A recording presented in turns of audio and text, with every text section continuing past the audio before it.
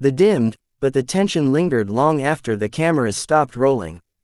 For years, and had been seen as one of television's most unshakable duos, warm, witty, and effortlessly in sync. But behind the polished smiles and perfectly timed banter, something had quietly begun to fracture. It wasn't one dramatic moment that sparked the shift. It was the small things, the pauses that lasted a second too long, the jokes that no longer landed, the glances that avoided rather than connected. Viewers didn't notice at first. After all, this was daytime royalty. They were supposed to be unbreakable. But cracks, once formed, have a way of spreading. Eamonn had always been known for his candid nature. Off camera, he carried that same honesty, though lately it had become sharper, more unfiltered. In a quiet, dimly lit interview room, away from the buzz of production crews, he finally spoke words that had been building for months. "People think they know everything," he said, his voice steady but heavy. "They see what's on screen and assume that's the full story. It's not." There was no anger in his tone, just exhaustion. The kind that comes from holding back too much for too long. Ruth, on the other hand, had chosen silence. Where Eamonn leaned into openness, she retreated into composure. Friends described her as dignified, determined to keep things private, even as speculation grew louder. But silence can speak volumes, and in this case, it only fueled curiosity. The truth, as Eamonn revealed, wasn't explosive in the way tabloids might hope, but it was raw. "We grew apart," he admitted.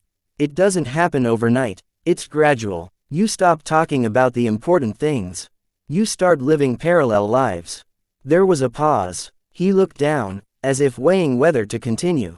Then, quietly, "And one day, you realize you're not walking the same path anymore." Those close to the couple said the pressures of constant public scrutiny had taken their toll. Every disagreement risked becoming a headline. Every absence sparked rumors. It was a relationship lived not just between two people, but in front of millions. What made it ugly, as insiders described, wasn't shouting matches or dramatic confrontations, it was the emotional distance. The slow, painful unraveling that neither of them could quite stop. There were moments, Eamonn recalled, when they tried to fix things. Quiet dinners, honest conversations, promises to reconnect, but something fundamental had shifted. "You can't force something back to what it was," he said. "Not when both people have changed." Despite everything, there was no bitterness when he spoke of Ruth. Only a lingering respect, and perhaps a touch of sadness. "She's a wonderful person," he added softly. "That's never been in question." For viewers who had watched them for years, the revelation felt like the end of an era. Their chemistry had seemed so natural, so real. And in many ways, it was. But even the strongest bonds can evolve, and sometimes, they break. As the story continues to unfold, one thing is clear: this isn't just another celebrity split filled with scandal and blame. It's something quieter, more human. A reminder that relationships, even those that appear perfect, are complex, fragile, and deeply personal.